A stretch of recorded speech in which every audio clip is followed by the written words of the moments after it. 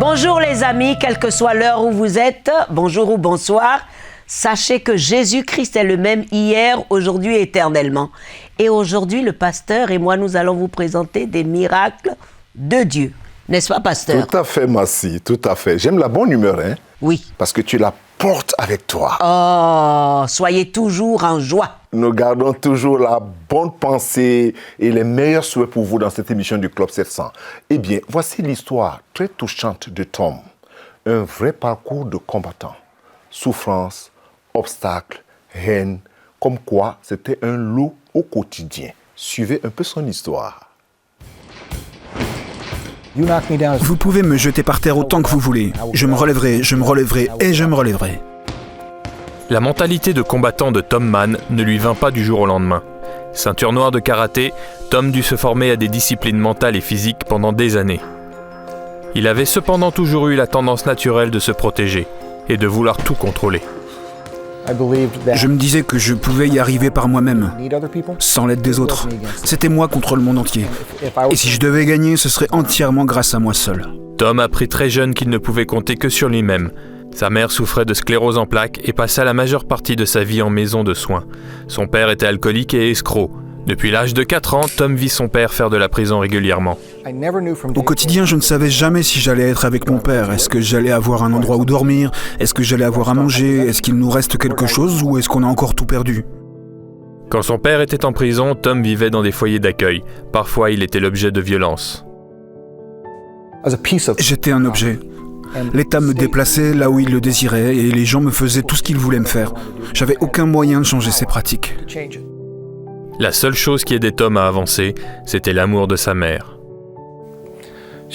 Elle était ma force dans tout ce que je traversais.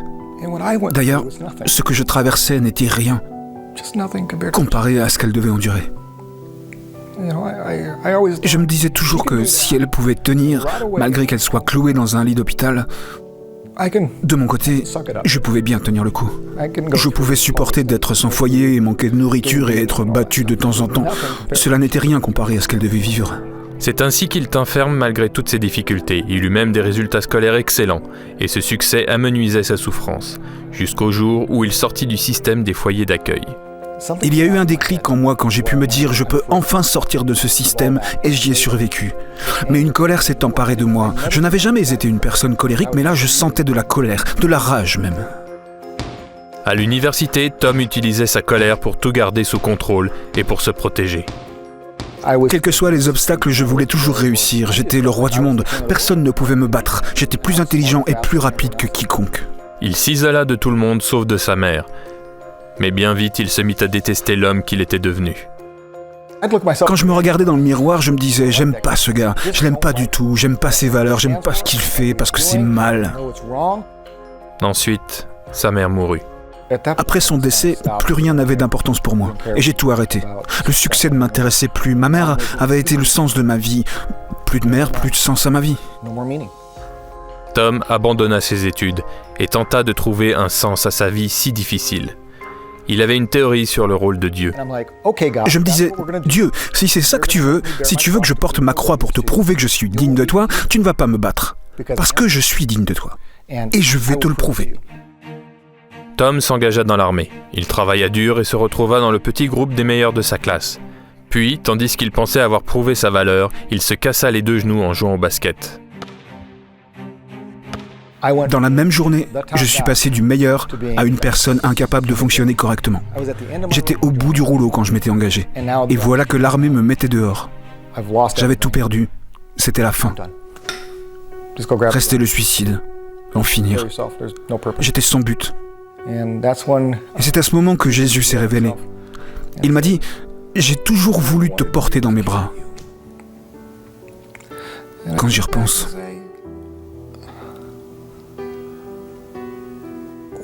Quel idiot je faisais. J'aurais pu éviter tant de souffrances si j'avais connu Jésus plus tôt. Je me suis soumis à lui sur le champ. J'ai dit j'accepte, porte-moi. Et tout devient clair. Je l'avais exclu de ma vie, tout comme j'avais exclu tous les autres de ma vie. Mais il a été le premier à y entrer véritablement. Tom fut licencié de l'armée pour raison médicale, mais trouva la guérison et le sens de sa vie dans sa relation avec Jésus-Christ. Je comprenais finalement qui il est. Un Dieu qui m'aime, qui s'occupe de moi, qui veut m'aider, qui veut pourvoir à mes besoins et me protéger. Il a œuvré petit à petit dans ma vie, concernant tout ce que j'ai traversé. Et le pardon aussi, pour moi-même, pour mes échecs et pour les autres. Et Jésus me disait, ne t'inquiète pas du passé, va de l'avant, ne regarde pas en arrière, ne vis pas dans ton passé. Aujourd'hui, Tom exerce un ministère à plein temps. Il est marié avec une femme qui aime les arts martiaux autant que lui. Mais à présent, il s'entraîne pour s'amuser. Je suis un homme transformé. Je n'ai plus de raison d'être en colère. Je ne dois plus me battre contre quiconque. Je n'ai rien à craindre. C'est merveilleux de connaître un Dieu qui vous aime tellement qu'il vous dit « Ma grâce te suffit, relax, ne t'inquiète pas, je te porterai. Fais ce que je te demande, ce que je te dis de faire, et tu seras étonné de tout ce que je vais faire pour toi. » C'est touchant, hein? Tom n'imaginait pas un Dieu aussi bon. Il ne pouvait pas imaginer qu'il y avait un Dieu qui pouvait être un père. Réel, la réalité de Dieu dans sa vie. Comme plusieurs, hein? Oui. Il n'imagine pas Dieu si réel, si vrai, si vivant, qui peut changer, qui peut ramener à la vie. Et si bon. Et si bon, surtout. Qu'il l'aime de façon inconditionnelle. Inconditionnelle surtout. Parce que regardez le parcours d'une personne qui connaît des obstacles, qui souffre, qui gémit, qui lutte seule et qui cache un peu ses luttes avec soi-même. Oui, oui, oui. Comment penser que dans cette situation, Dieu va faire quelque chose? La seule voie qui était ouverte pour lui, c'était la mort. C'était la mort. Mais Dieu est intervenu. Oui, le Dieu de la vie. Le Dieu de la vie. Lui a donné la vie. Tout à fait.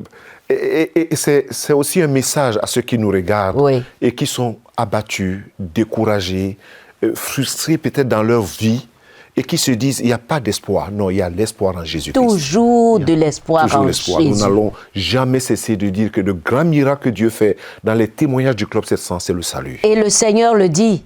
Oui. Christ en vous, l'espérance de la gloire. Tout à fait, merci. Alors vraiment, il faut se donner à ce Jésus. Voici la meilleure partie, enfin la meilleure, celle que vous aimez, parce qu'on va répondre à vos questions avec le pasteur qui est toujours prêt. Quel est le péché que Dieu ne peut pas pardonner? Alors là, c'est une question qui est très importante, oui, mais qui crée aussi beaucoup de polémiques pour ceux qui sont des biblistes. Oui. C'est-à-dire que lorsqu'on parle du péché que Dieu ne peut pas pardonner, on peut dire déjà, il n'y en a pas. Du coup, il n'y a pas un péché que Dieu ne peut pas pardonner. Ah, j'aime cette réponse-là. Oui, il n'y a pas de péché que Dieu ne peut pas pardonner. Oui. C'est pour que certaines personnes qui pensent qu'ils ont commis des péchés impardonnables, qu'ils sachent qu'ils peuvent être pardonnés si seulement ces personnes sont prêtes à se repentir, à confesser leurs péchés et à abandonner Dieu les pardonne. Alléluia. Ça, c'est très important. Oui. Alors, il y a cette autre partie où on parle des gens qui ont renié le péché, c'est-à-dire que le blasphème du Saint-Esprit. Mais je préfère ne pas parler de ce sujet, je préfère parler de cette attitude du cœur. J'ai commis un péché, est-ce que Dieu peut me pardonner ce péché? Oui. Quel est ce péché-là que Dieu ne peut pas pardonner? Il n'y en a pas. Il n'y en a pas. Il n'y en a pas. Pourquoi? Le sang de Jésus sur la croix est si puissant qu'il touche les profondeurs de n'importe quel péché. En fait, le péché que Dieu ne peut pas pardonner, d'après moi, c'est quand vous-même, vous renoncez, vous rejetez Dieu à vie. C'est pour cela que je ne voulais pas toucher ce côté. À ce moment-là, Dieu ne peut plus rien faire. Je ne peux plus rien faire pour vous. Très bien. Voilà. Alors, si quelqu'un se suicide, pourra-t-il aller au paradis? Alors là encore, c'est une autre question, Massi, qui crée beaucoup de polémiques. Oui. Maintenant, ça dépend. Le suicide reste le suicide. Oui. Quelque part, quelqu'un trouve que le suicide, c'est de la lâcheté. C'est être lâche en soi-même. Mais comme on ne peut pas imaginer ni savoir ce que la personne vit... Jusqu'à aller à ce point. Jusqu'à aller à ce point. C'est très difficile de juger et de critiquer un acte que quelqu'un pose à ce niveau. Je me souviens, Massi, c'est une parenthèse. Ma mère m'a dit un jour, mon fils, je n'avais jamais imaginé un certain nombre de choses que j'ai dû faire. Elle s'était mariée à 16 ans. Elle m'a dit, la vie m'avait coincé dans un coin du mur que je n'avais pas d'issue. Et je me suis retrouvé dans cette situation. Je n'ai jamais oublié ça. Jamais. Donc, mais le suicide est-ce qu'on peut se suicider et aller au ciel? C'est la question. Le suicide reste un suicide. C'est refuser de tendre la main vers la main tendue vers soi, c'est-à-dire Dieu, dit viens. Il ne faut pas s'abandonner. On se retrouve facilement en enfer parce qu'on s'est suicidé. Il faut faire très attention avec ça. Alors, comment faire pour être libéré de la colère? Ah, mais c'est Jésus qui libère Massi. Mais comment être libéré de la colère? La colère est d'abord un état intérieur qu'on continue, on commence à développer et on nourrit cela. Vous savez, la colère, il y a une colère saine, on ne parle pas de ça. Mais ici, la colère de l'homme, la Bible dit que n'accomplit pas la justice de Dieu. Oui, dans le livre de Jacques. Voilà, la colère de l'homme n'accomplit pas la justice de Dieu. Et j'aime bien la version en français courant qui dit « La colère de l'homme annule la vengeance de Dieu ». Voilà. Alors, comment être délivré de la colère? Premièrement, il faut crier à Dieu. Ça, c'est très important. Il faut vraiment et vraiment crier à Dieu, tourner vers le Seigneur. C'est lui seul qui peut briser ces chaînes. Parce que souvent, c'est des liens, Massé. C'est des liens très profonds dans lesquels les gens... Des esprits de colère dans des familles. Dans des familles qui sont incontrôlables. Oui. Mais Jésus délivre encore. Jésus sauve, il délivre. Il brise les chaînes. Donc, rentrez dans la parole de Dieu. Dans la parole de Dieu. Et criez à Jésus. Criez à Jésus. Seigneur, délivre-moi de cette colère. Délivre-moi de l'amertume. Parce que c'est là où vient sa racine même. C'est ça sa racine. Et ça a pour but de te détruire. Et de détruire ceux vers qui tu projettes cette colère. C'est très important. Mais Dieu délivre de la colère, Massi. C'est le plus important. Tout à fait. Il est le seul qui délivre de la colère. Merci. Très bien. Mes amis, si vous avez des questions, n'hésitez pas à écrire. Nous allons toujours vous répondre. À tout de suite.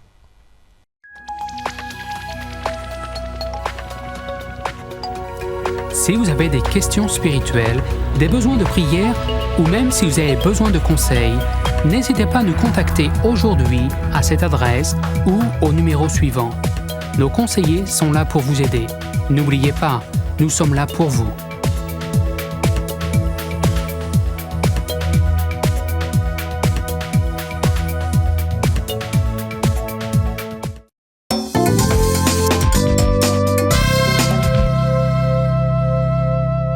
Merci de nous retrouver encore au Club 700.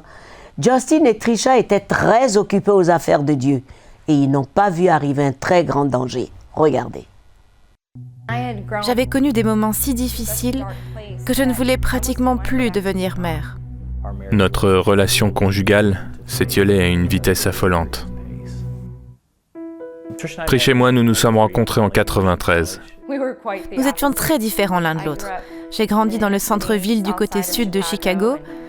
Justin a grandi dans une ferme. Nous avons commencé à nous fréquenter en janvier 94 et nous nous sommes fiancés en juillet de la même année. Nous nous sommes mariés et 4 mois plus tard, j'ai compris que je n'avais pas la grippe, mais que j'attendais notre premier fils, Micah. Nous avons eu nos difficultés, il y a eu des conflits, mais nous étions persuadés que c'est Dieu qui nous avait réunis.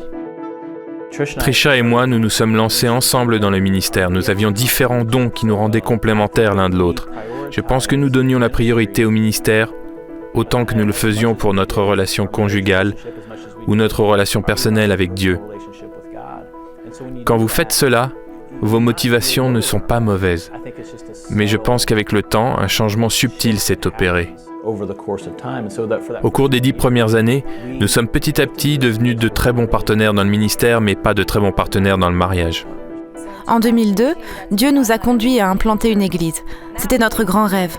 Si nous arrivions à lancer cette église et si elle réussissait, nous pensions que ça pourrait guérir ce qui allait moins bien dans notre mariage. Je me disais que nous avions finalement une vision commune à laquelle nous pouvions tous deux nous accrocher.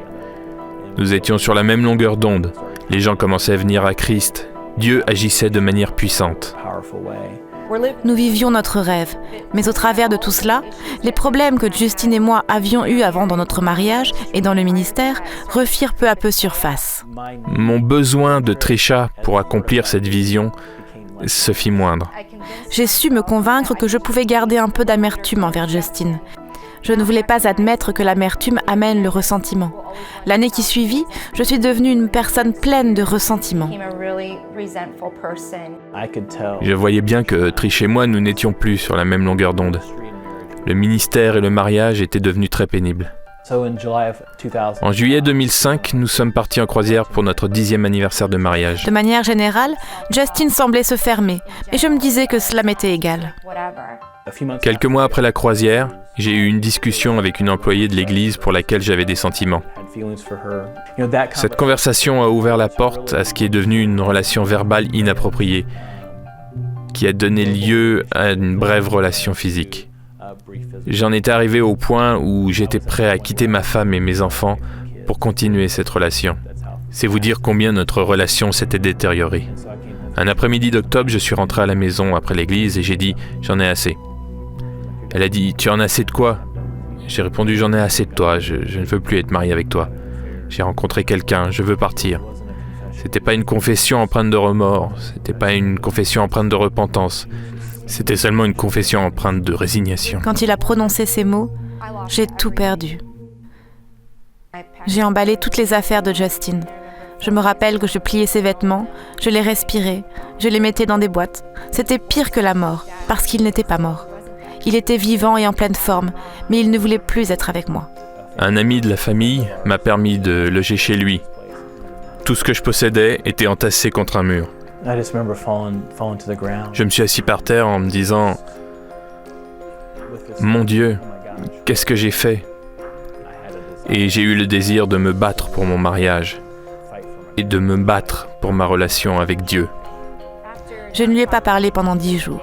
Puis je lui ai dit « Je suis prête à aller voir un conseiller conjugal, mais je ne te promets rien. » Dieu nous a révélé quelques-unes des blessures et des souffrances que nous nous étions infligées l'un à l'autre. Mais il restait encore des vérités cachées, des choses que je n'étais pas prête à partager. Je savais qu'il y avait plus encore. Je lui avais laissé 2 mois avec le conseiller conjugal et ce vendredi-là, je suis rentrée et j'ai dit à Dieu « J'en ai assez. » J'ai réalisé que je ne me disais pas la vérité. J'ai appelé un de mes amis. Je suis allé chez lui et je lui ai confessé que ça faisait 10 ans que j'étais accro à la pornographie. J'avais été abusé sexuellement. Je lui ai dit, je sais que la guérison ne va pas s'opérer maintenant, dans l'instant, mais je sais qu'elle commence en ce moment même. Il m'a dit, je vais prier que Dieu te donne l'occasion d'en parler avec Trisha. Je me suis dit, tu es fou ? Sur une même journée, il m'arrivait régulièrement de pleurer. Je m'enfermais dans la salle de bain et je criais à Dieu. Et ces mots me revenaient sans cesse. Encore une fois. Encore une fois. Alors j'ai dit, d'accord Seigneur. Encore une fois. Le lundi, je suis venu chercher les garçons à l'école et Trisha m'a invité à entrer. Elle m'a dit, si tu as encore un espoir de restaurer notre mariage, je veux tout savoir maintenant. J'ai commencé à pleurer et j'ai dit, en ce qui concerne ma relation extra-conjugale, je t'ai tout dit. Mais il y a d'autres choses que je dois te dire. Ce n'est pas pour te reconquérir que je veux le faire, mais pour me mettre en règle avec Dieu. Justin m'a finalement permis de tout connaître de lui. Et je l'ai aimé. J'ai voulu sa guérison. J'ai dit, tu sais, à présent nous pouvons recommencer. À présent nous pouvons tout reprendre parce que tu ne te caches plus. J'ai expérimenté la grâce et le pardon comme jamais je n'aurais cru que c'était humainement possible. On me demande, comment as-tu pardonné ? Je sais que bien avant son aventure, j'avais déjà un problème de pardon. J'avais de la rancœur pour Justin, pour tant d'autres choses.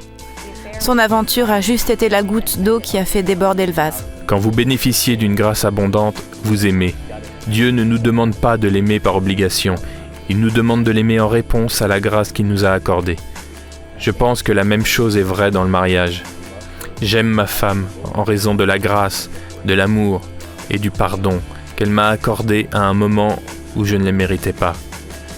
Et c'est un amour qui est plus profond que jamais.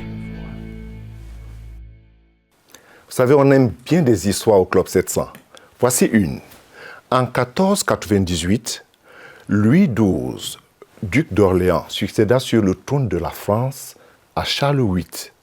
Plusieurs de ceux qui avaient combattu le duc d'Orléans au temps de ce qu'on appelait à cette époque-là la guerre folle craignaient alors la vengeance de ce roi. D'autant plus qu'ils avaient appris que le roi s'était fait remettre la liste de tous les officiers et qu'en face de chaque nom de ses adversaires, il avait mis une croix à l'encre rouge.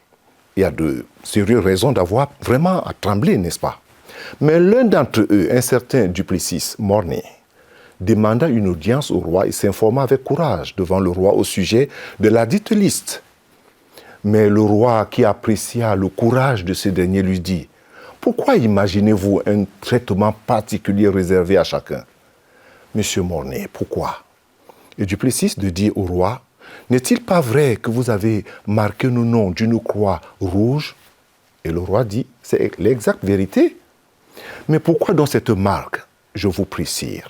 Le roi lui dit « Uniquement pour me rappeler cette parole de Jésus. Je t'ai remis toute ta dette parce que tu m'en avais supplié. Ne faut-il pas aussi pardonner ?» C'était ça la réponse du roi. Alors, monsieur Duplessis, voilà ce que le roi de France dit. Le roi de France a oublié les injures faites au duc d'Orléans. Aujourd'hui, vous traitez avec le roi. Mais vous savez, il y a un roi plus grand que tous. Car plus on est grand, plus on fait des choses en grand. Et dans sa grandeur, ce roi a pardonné nos péchés et les a effacés. C'est Jésus. C'est la petite histoire dans le Club 700. Ce roi avait compris que quand on est grand, la grandeur d'un homme, c'est aussi de savoir oublier les offenses qu'on lui fait. C'est ce que Dieu a fait pour nous. C'est ce que Dieu a fait pour toi. Il a pardonné tes péchés. Il est mort sur la croix pour toi. Et son sang a coulé pour toi. Et il t'invite maintenant à lui dire tout simplement, Seigneur, si c'est ça le cas, et c'est vraiment le cas, je reconnais que là où je suis maintenant, que je suis un pécheur et que j'ai péché contre toi. Mais comme dans cette histoire de ce roi, Seigneur, je viens aussi pour demander pardon. Pardonne-moi, Seigneur. Et reçois-moi comme ton Seigneur, ton Fils. Et je te reçois comme mon Seigneur et mon Sauveur personnel. C'est la simple prière. La chose importante ici que je voulais te dire, c'est que là, il y avait les noms marqués à l'encre rouge. Aujourd'hui, quand tu reçois Jésus, ton nom est marqué par le sang rouge de Jésus pour pardonner les péchés. Je verrai le sang et je passerai outre, dit la parole de Dieu. Lorsque tu donnes ta vie à Jésus, Dieu te marque de son amour à cause de ce sang. Puisse le Seigneur te bénir là où tu es et puisse te visiter et te guérir, car c'est par ces maîtrissures aussi nous avons reçu la guérison. Que Dieu te bénisse. Amen. Merci, merci. Merci, pasteur. Eh bien, j'encourage tous ceux qui ont prié avec le pasteur, qui ont écouté et qui ont besoin de prière, de nous contacter pour avoir de l'aide spirituelle. N'hésitez surtout pas, nos conseillers sont à l'écoute. Ne nous quittez pas, à tout de suite.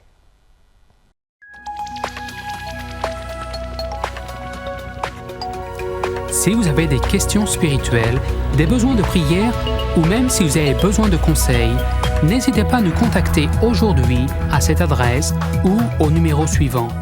Nos conseillers sont là pour vous aider. N'oubliez pas, nous sommes là pour vous.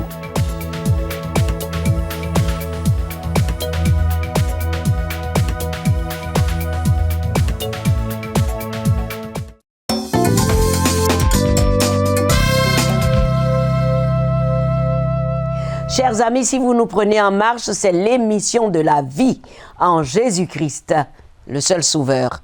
Alors, regardez ces témoignages d'amour très, très touchants. Les enfants de Lius sont nés sourds. Ils sont pauvres et ils ne savaient pas quoi faire. Regardez.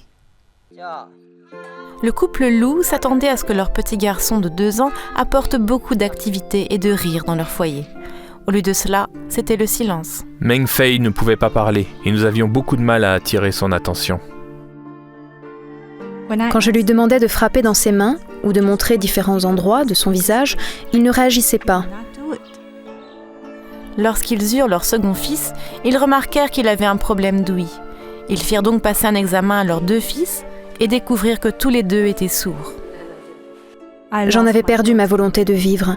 Je me suis assise par terre, tenant les résultats des examens dans mes mains, et j'ai pleuré. J'ai tellement pleuré que je ne pouvais pas nourrir mes enfants. Les loups s'inquiétaient pour leur avenir. Comment mes fils handicapés allaient-ils survivre s'ils ne pouvaient ni entendre ni parler ? Je savais que les gens allaient mal les traiter et ils n'allaient sans doute jamais pouvoir se marier. Les 2 frères avaient besoin de prothèses auditives et devaient apprendre la langue des signes. Mais en tant qu'ouvrier dans la construction, M. Lu gagnait moins de $100 par semaine. Tout ce qu'il pouvait se permettre, c'était une seule prothèse auditive pour Meng Fei, mais elle était trop grande. J'ai pleuré quand j'ai dû dire à son frère « Maman et papa sont très tristes de ne pas pouvoir te donner aussi une prothèse auditive. » Je m'en voulais beaucoup de ne pas être capable de pourvoir à tout ce dont mes enfants avaient besoin. En tant que père, je voulais faire mieux. Après quelques progrès, la prothèse auditive de Meng Fei se cassa. À nouveau, le silence s'installa dans le foyer. Il montrait tout le temps ses oreilles pour nous dire qu'il voulait entendre à nouveau. C'était très dur. J'ai prié « Seigneur, aide-nous s'il te plaît et donne-nous une autre prothèse auditive. » Puis un jour, une amie lui parla de CBN et nous avons donné à Meng Fei la nouvelle prothèse que sa mère avait demandée dans la prière. Nous avons aussi surpris son petit frère, Yi, en lui donnant une prothèse à lui aussi. Aujourd'hui, il y a beaucoup d'amour et de rire dans la famille Lu. À présent, mon fils cadet nous répond immédiatement. Et Louis de mon fils aîné a fait beaucoup de progrès. Il apprend vite. Sans CBN, mes enfants auraient été incapables d'entendre ou de parler. Je souhaite que l'aide que vous apportez aux autres ne connaisse jamais de fin. Ça, c'est l'amour en action. J'aime bien ça. De CBN à travers Opération Bénédiction. Et j'aime bien cette déclaration, l'amour en action. C'est passionnant, hein, de voir ce qui se passe dans la vie des gens. Oui. Comment d'autres personnes peuvent comprendre et répondre. Oui, et surtout voir que ce couple sans argent ont eu la solution gratuitement. Et des enfants dans cet état, oui. On va arriver où c'est la malédiction qui tombe sur nous. Gratuitement. Mais c'est quand Dieu repose. Grâce aux dons qui viennent beaucoup du Cameroun aussi et de partout d'ailleurs. Ah, merci. Ah, Dieu merci. On en profite pour dire merci à tous les donateurs. C'est touchant. C'est touchant. Oui. Mais comment on apprécie ceux qui donnent? Comment on encourage quand tu fais un bon travail? C'est de faire davantage du travail. Et le Seigneur récompense. Tout à fait, merci. Le Seigneur récompense. Mes amis, ne brisez pas la chaîne d'amour. Envoyez vos dons. Vous avez toutes nos coordonnées sur votre petit écran. Vous avez l'adresse, vous avez nos bureaux régionaux, vous avez le téléphone, le site, Facebook. Dieu est bon et soyez bénis. Cette émission est terminée, pasteur. Avec beaucoup de plaisir, merci. Avec beaucoup de plaisir et ravi d'être resté en votre compagnie. À très bientôt. Au revoir.